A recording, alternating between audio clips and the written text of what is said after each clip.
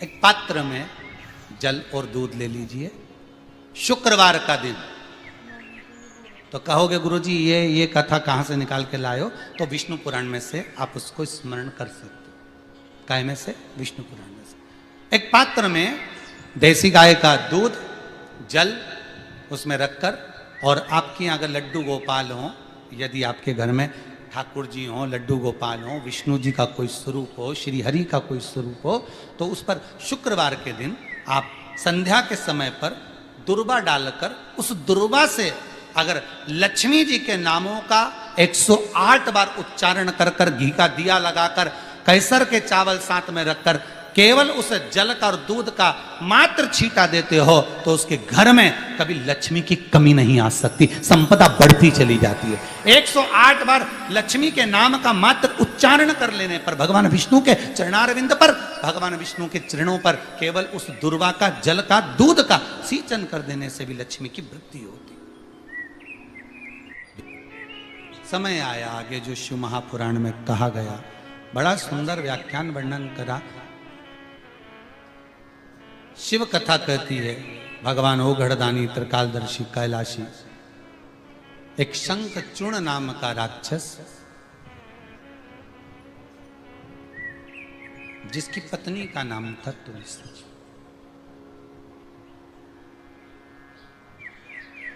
इतना उपद्रवी था। अब राक्षस है तो उपद्रवी तो होगा। इतना उपद्रवी, देवता परेशान हो गए। सब ने जाकर भगवान भूत भावन भूतेश्वर भगवान शिव से निवेदन करा, शंकर से कहा, हे ओघड़दानी, हे त्रिकालदर्शी, हे कैलाशी, हे अविनाशी, हे शंभु, कृपा करिए इस शंखचूर्ण नाम के राक्षस का संहार कर दो। भगवान उसी समय पर शंखचूर्ण नाम के राक्षस का संहार करने के लिए आए। उसकी हड्डियों को ले जाकर समुद्र में डाल दिया, जिससे शंख जाति का निर्माण हुआ। और वो तुलसी रो रही थी।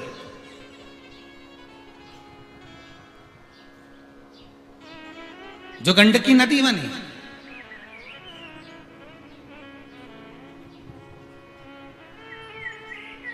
जिसने भगवान विष्णु को भी श्राप दिया कि तुम्हें पत्थर बनना पड़ेगा और इसी गंडकी नदी से प्रकट होना पड़ेगा,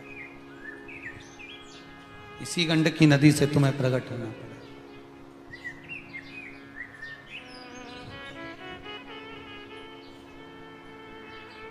अब शंकर भगवान के सामने जब वो गंडकी नदी सामने खड़ी होकर हाथ जोड़कर कहती है कि तुमने मेरे पति को मार दिया, भोलेनाथ, मेरा जल आप पर कभी नहीं चढ़ेगा। सब जगह का जल शंकर पर चढ़ जाता है, पर गंडकी नदी का जल नहीं चढ़ता। फिर समय आया, आगे जो वर्णन आया, देवता और राक्षसों ने मिलकर मंथन किया, मंदराचल को लाए, शेषनाग की नेति बनाकर जो मंथन करना प्रारंभ करा। तो पहले जब मंथन किया तो मंथन के समय पर विचार किया गया कि इसको मतते मतते जैसे ही मंदराचल रखना चालू करा और रखकर जो मत रहे थे, तो मंदराचल तो नीचे जाता जा रहा था, नीचे की ओर पहुंचता जा रहा था।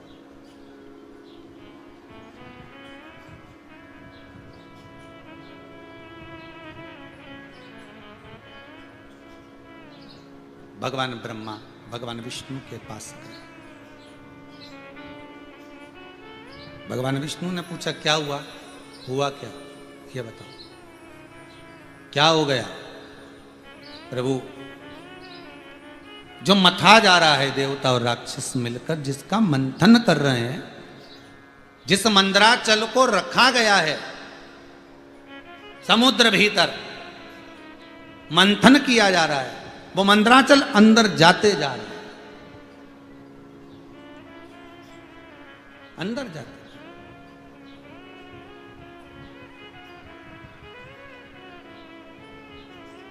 अब क्या करा जाए?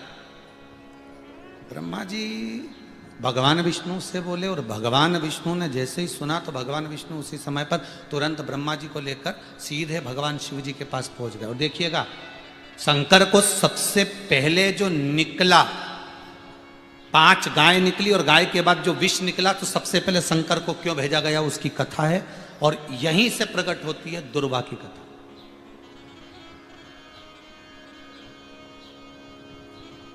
दोनों चले, ब्रह्मा विष्णु सब भगवान शिव के पास जा रहे, भगवान शिव के पास। ओम नमः शिवाय, ओम नमः शिवाय, ओम नमः शिवाय, नमः शिवाय, ओम नमः शिवाय, ओम नमः शिवाय, बोलो नमः शिवाय, ओम नमः शिवाय, ओम नमः शिवाय, ओम नमः शिवाय, ओम नमः शिवाय। शिव की कथा कर रही है, औगड़दानी त्रिकालदर्शी की कथा कर रही है। भगवान ब्रह्मा और भगवान विष्णु शिव जी के पास पहुंचे, और भगवान शंकर के पास जाकर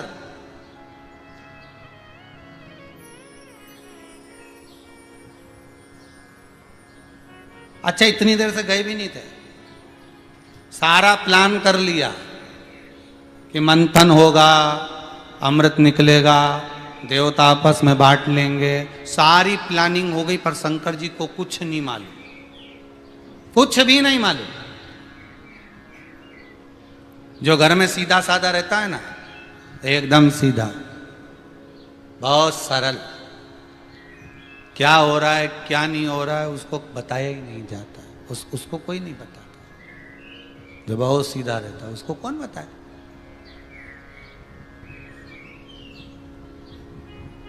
कोई बताता ही नहीं।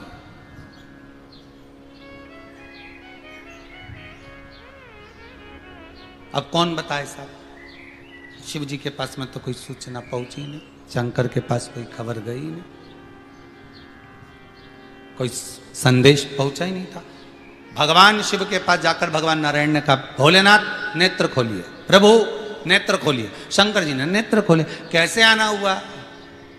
तो भगवान ब्रह्मा जी बोले, आपको नहीं मालूम कि कैसे आना हुआ? शिव जी बोले, वो आने का तो मालूम है, पर कारण क्या है वो बताओ, कारण है क्या? प्रभु, आने का कारण केवल इतना सा है कि देवता सारे के सारे मिलकर समुद्र का मंथन कर रहे हैं औषधि अमृत पाने के लिए। बस दिक्कत एक ही आ रही है, जो वो रई रखी है ना, मंदराचल जो पर्वत रखा है ना, वो बार बार नीचे जा रहा है। उसके लिए कोई व्यवस्था बताई जाए कि आप मृत्यु लोक के देवता हो तो आपको यह मालूम होगा कि मंदराचल पर्वत जो मृत्यु लोक में निवास करता है, उस पर्वत को पानी में ठहराया कैसे जाए। तो इतने में भगवान शंकर के मुख से निकल गया, निवेदन है भगवान विष्णु तो क्षीर सागर में हमेशा ऊपर सोते थे, अब की बार अंदर सो जाओ, अंदर सो जाओ। हाँ, अब की बार भीतर सो जाइए, और भीतर जब सोए तो सारे देवता और राक्षस मिलकर उस मंदराचल पर्वत को भगवान विष्णु की जंघा पर रख दो।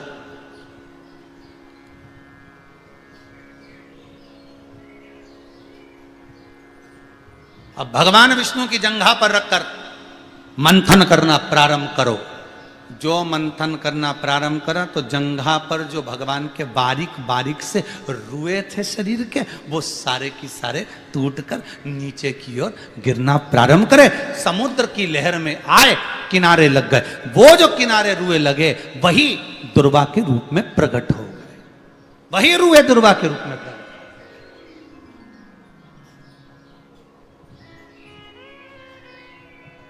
अब थोड़ी देर तक तो मंथन हुआ, फिर विचार करा।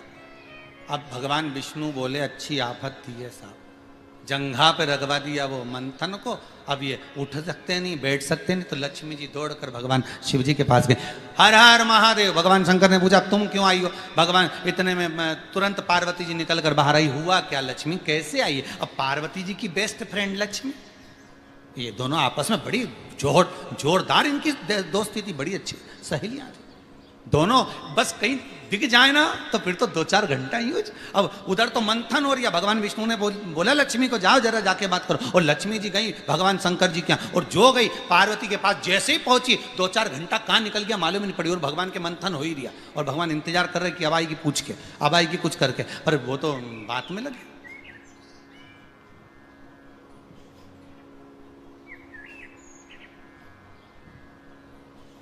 पहले, अब आजकल तो नल पानी के बोर सब जगह जगह हो गए।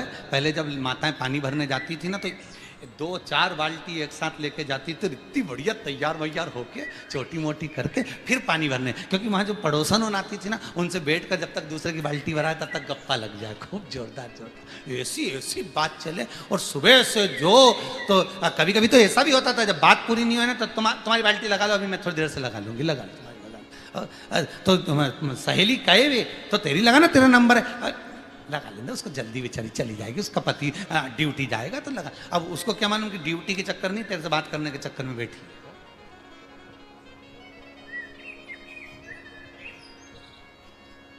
चित्तवृत्ति है उसकी, मन है उसका। अब पार्वती जी के पास में लक्ष्मी जाकर बैठ गई, मन रम गया, उठी नहीं। थोड़ी देर बाद याद आया, पार्वती जी ने फिर बात करते करते करते करते 2-4-6 घंटे निकल गए।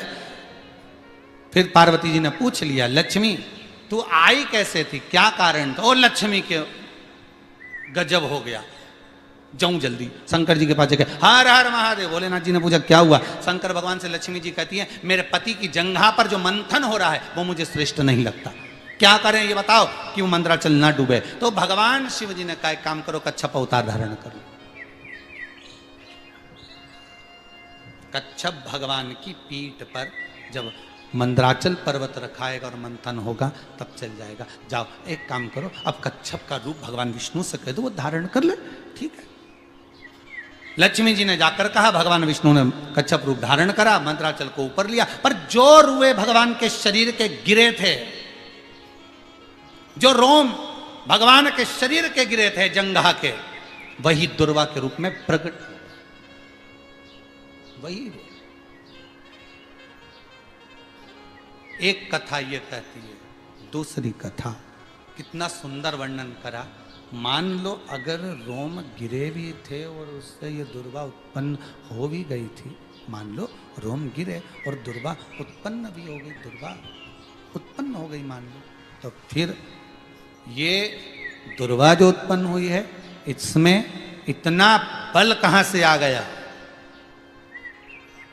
कि दुर्वा 5 साल 6 साल सुखाकर बोरी में भरकर रख लो, उसके बाद कहीं खेत में बगीचे में उसको डाल दो और 2-4-8 दिन तक पानी देना चालू कर दो, दुर्वा फिर हरी भरी हो जाती। उसमें ये अमृत तत्व कहां से आ गया? उसमें ये अमृत तत्व की प्राप्ति कहां से आ गई?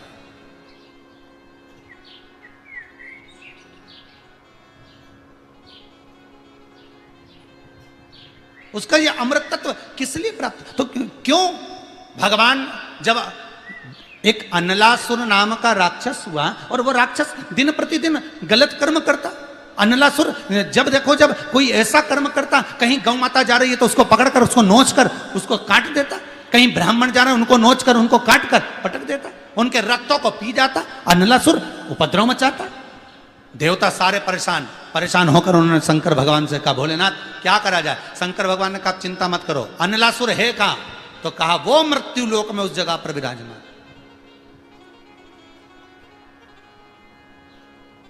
ठीक है,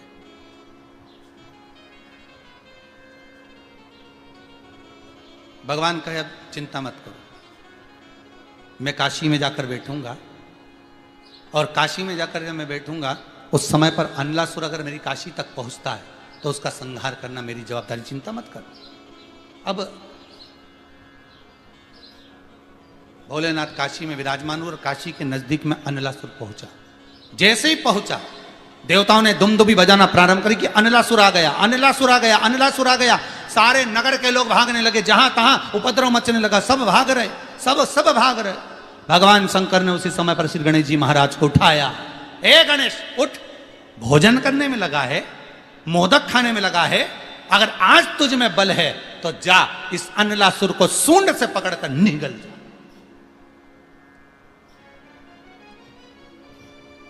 गणेश जी बोले, पिताजी निगल तो जाऊं, पर ये अनलासुर कोई साधारण राक्षस असुर नहीं है, ये पेट में जाने के बाद भी उपद्रव मचाएगा। शंकर भगवान बोले तो निगल तो सही। गणेश जी ने जाकर अनलासुर को निगल लिया। अब निगल लिया तो 5 दिन तक ना तो गणेश जी भोजन कर रहे ना पानी पी रहे। अनलासुर अंदर उपद्रव मचा रहा, बड़ा परेशान कर रहा। अग्नि प्रकट कर ली अनलासुर ने अंदर की अंदर, ऐसा तप अनलासुर अंदर गणेश जी के उदर में तप करने में लग गया, इतना तप करने में लग गया कि वहां अग्नि प्रकट हो गई, अग्नि जलने लगी। अब गणेश जी के अंदर अग्नि का प्रागट्य जब उत्पन्न होने लगा, तब शिव जी के पास में पार्वती ने जाकर कहा, गणेश कुछ खा नहीं रहे, गणेश कुछ पानी नहीं पी रहा है। उनके भीतर उस उदर में अग्नि प्रकट हो रही है, क्या करा जाए। शंकर भगवान ने उसी समय पर दुर्वा को तोड़ा और दुर्वा को तोड़कर इंद्र से कहा, ये गणेश को दे दो। तो इंद्र का एक प्रश्न खड़ा हो गया कि आप अगर चाहें तो हम कुछ और लाकर दे देते हैं, अमृत लाकर दे देते हैं, कोई और अच्छा पदार्थ लाकर दे देते हैं जिससे गणेश जी महाराज की उदर को तृप्ति होगी। दुर्वा मिट्टी में लगी हुई, भूमि पर लगी हुई दुर्वा। शंकर भगवान बोले, रे ओ इंद्र, तुम्हारे अमृत से भी बड़ी प्रबल है ये दुर्वा। तो इंद्र ने पूछा, ये दुर्वा अमृत से प्रबल कब हो गई। शंकर भगवान कहते हैं, सुन इंद्र, जिस समय पर अमृत का कलश निकला, उस अमृत के कलश को देवता लेकर जा रहे थे, ले जाते राक्षसों से छुड़ाकर सबसे पहले इन्होंने समुद्र के किनारे पर इसको छुपाया। उस जगह पर भगवान विष्णु की जंघा के रोम पड़े थे जिससे दुर्वा उत्पन्न हुई थी। उस दुर्वा पर इस कलश को जब रखा, रखते ही एक देवता ने उसके उठाकर देखना चाहा तो उसमें से थोड़ा सा भाग अमृत का नीचे गिर गया जो दुर्वा पर पड़ गया। और आगे गए, फिर इसको छुपाया, वहां भी दुर्वा थी। फिर और आगे गए, वहां भी दुर्वा थी। सुन इंद्र, तेर को जो अमृत मिला तूने एक बार में पिया, ब्रह्मा को जो अमृत मिला वो ब्रह्मदेव ने एक बार में पिया, वरुण को जो अमृत मिला वो एक बार में पिया, पर इस दुर्वा को जो अमृत मिला वो 5 बार मिला। इसलिए 5 दुर्वा लेकर तू गणेश के पास जा और उसको दे, क्योंकि ये 5 अमृत के कुंड से भी प्रबल है। ये 5 अमृत के कुंड से भी प्रबल है, लेकर जा तू ये दुर्वा। और इंद्र ने दुर्वा दी, गणेश जी को खिलाई। जैसे ही खिलाई, गणेश जी के भीतर की जो अग्नि थी वो समाप्त हो गई। शिव कथा कहती है, स्कंद पुराण कहती है,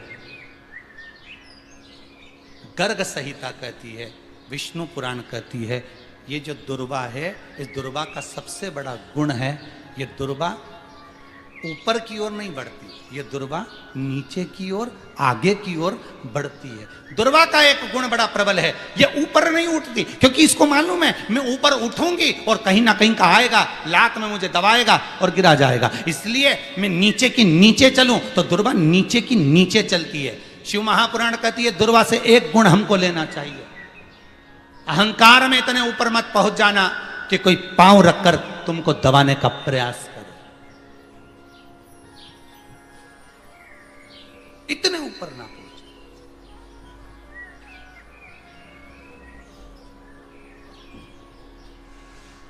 अहंकार में 3 गए, धन, वैभव और वंश। ना मानो तो देख लो रावण, कौरव और कंस। अहंकार ना है ऊपर की ओर बढ़ने।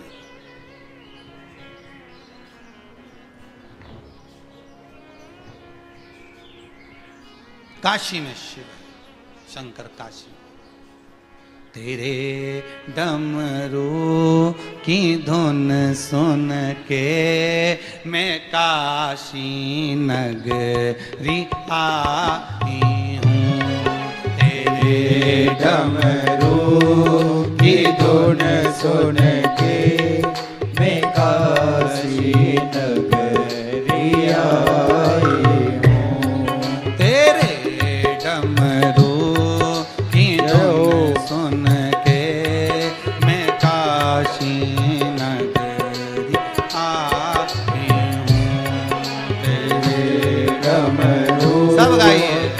सुन सुन के मैं काशी नगरी आई हूँ।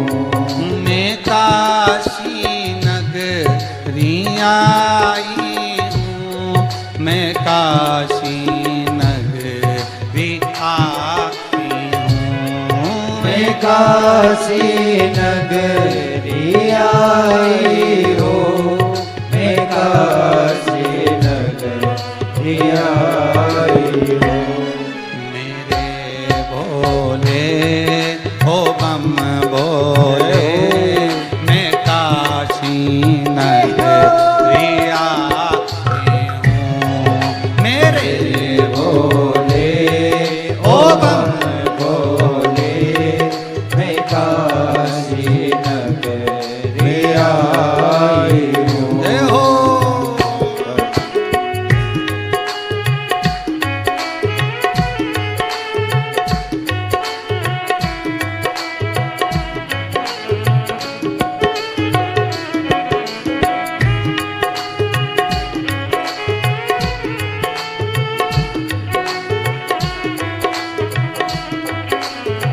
हर भो